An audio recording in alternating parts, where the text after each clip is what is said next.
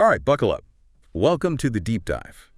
This is where we take those topics that seem, well, kind of complex, and then, poof, we break them down. Simple, sparkling insights you'll actually remember. Today, we're doing something really hands-on, diving into the art and, honestly, the magic behind turning a plain wall into this amazing abstract gray marble thing using Venetian plaster. And our guide for this, a great video tutorial we found from the Real Decor channel.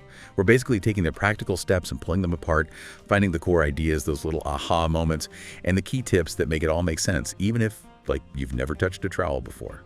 Our goal, get you up to speed on this cool craft fast.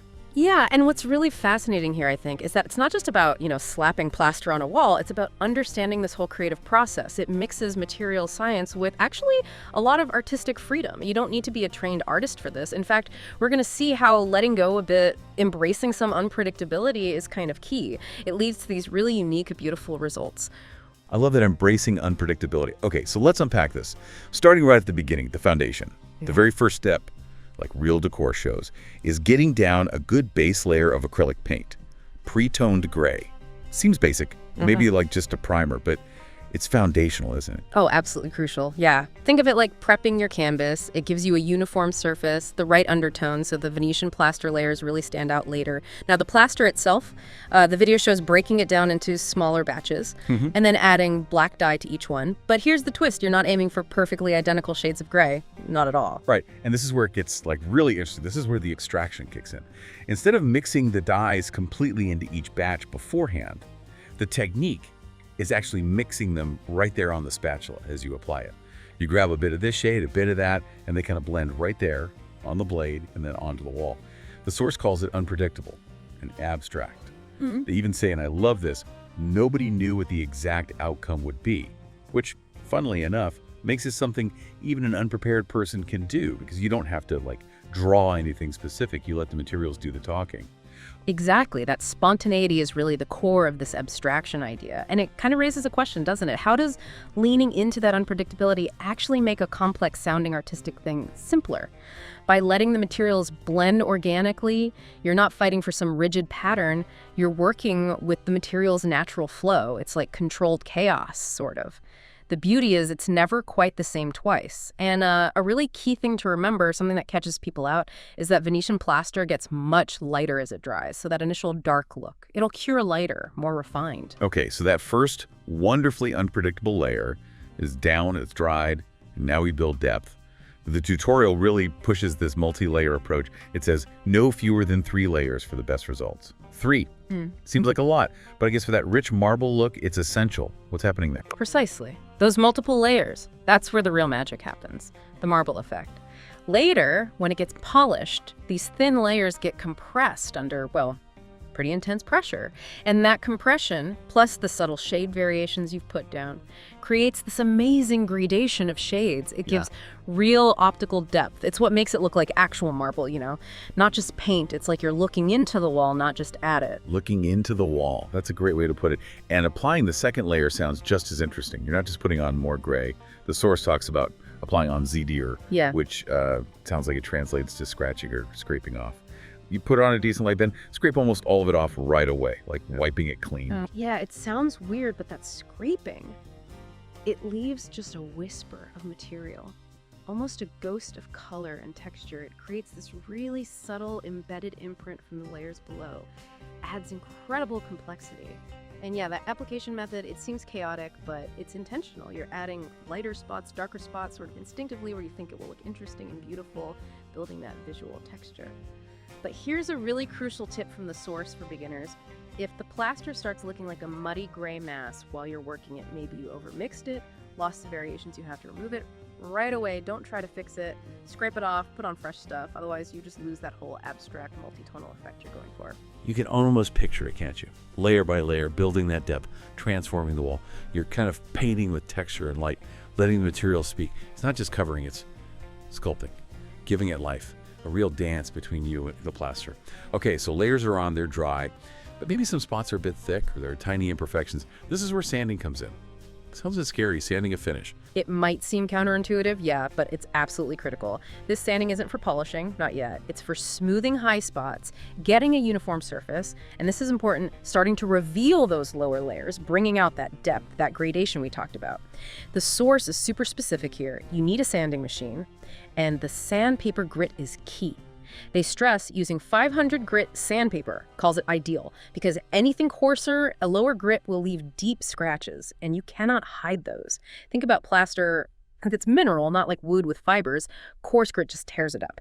But 500 grit, it's so fine, it just gently smooths the tiny peaks without gouging. You might get minor, almost invisible scratches, but nothing that really spoils the look. Got it. So the machine doesn't polish, even at high speeds, but it sands well. Yeah. Just refinement, prepping for what's next. And after sanding, they're really clear.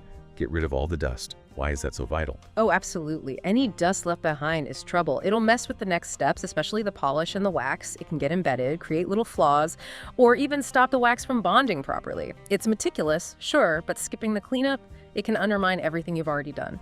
Okay, makes sense. Now, for an artistic touch that really sells the marble look, drawing veins, this is optional, but wow, it can make a difference. The video shows using dark acrylic paint for this, carefully tracing those organic lines you see in marble. Yeah, and what's neat is they suggest an alternative too. You can dilute the Venetian plaster itself with water and use that to create the veins. This is where you can really play, Get creative, mimic nature's lines. Do you want sharp, defined veins or something softer, more feathered? Using dark paint gives one look maybe more dramatic. Diluted plaster gives another probably more subtle, integrated, like natural fissures. The video likely shows techniques, like flicking a brush to get that non-uniform organic feel. It adds that extra layer of realism, makes it unique. And then, the grand reveal. Polishing. Okay, you've done all this careful work layers, sanding, maybe veins. It's like prepping a canvas for the final varnish. This is when it all comes alive, right? The colors get more saturated and contracted.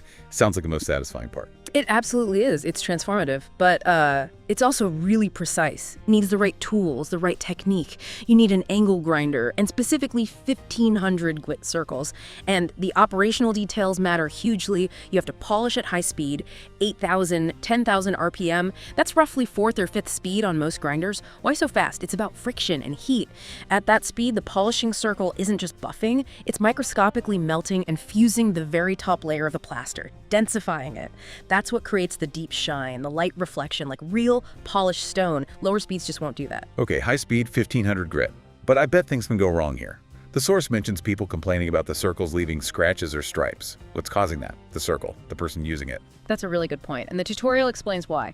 It comes down to a couple of things. First, you have to change these circles often, like for a 13 square meter wall, maybe 10 circles.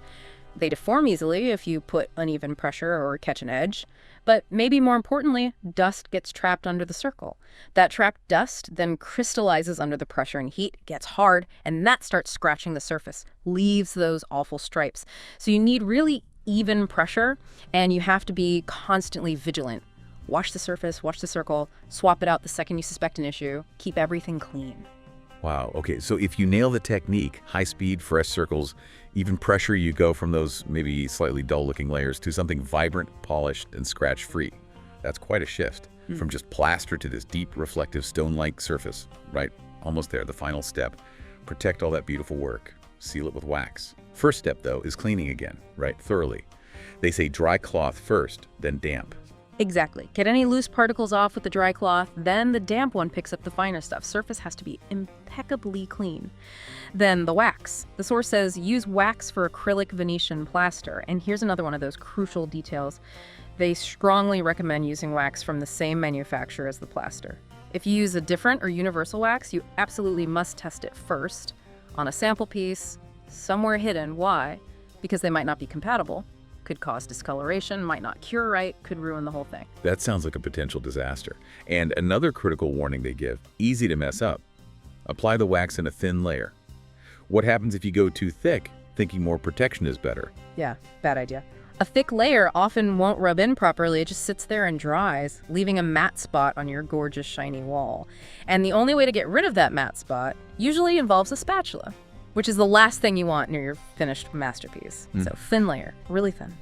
Then for the final polish of the wax, you use a sheepskin or felt circle. Again, angle grinder, careful pressure.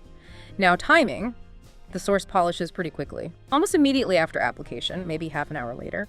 But they also wisely point out that some waxes need longer to absorb, maybe 10, 20 hours. So it comes back to that same advice again. Test on a sample. That seems like the golden rule for this whole process, really. It really is. I mean, if we connect this to the bigger picture, this whole deep dive hammers home how vital it is to test things, to understand your materials before you commit fully. Every single step, from that first base coat to the final wax polish, depends on being careful, patient, and doing those little tests. It shows how meticulous work leads to, well, stunning results. What a journey. From just a basic base coat to this incredible, rich marbled wall. This deep dive really showed how something that looks so complex, so artistic, like Venetian plaster, can actually be broken down. Manageable steps, almost intuitive even if you're starting from scratch. We learned, the plaster lightens up. You need those 3 layers minimum for depth, and how specific those grits and RPMs are. Non-negotiable for getting it right. It's this cool blend of craft and applied science. It is. And this raises an interesting question for you, the listener. Thinking beyond plaster. Where else in your life, maybe your work, could embracing this kind of abstract or unpredictable approach, but still combined with really meticulous multi-step processes, lead to surprisingly great results? Think about it. Layering, refining, careful finishing. How could those ideas apply to other creative projects? Writing, managing a project, even personal growth. It's about letting the process guide you, yeah. But still keeping control of your tools, your materials, trusting that beauty can come out of that controlled chaos. Exactly. That was a really inspiring thought to end on. Well, thank you so much for joining us on this deep dive into Venetian plaster. Keep exploring, keep discovering new things, and we'll catch you next time.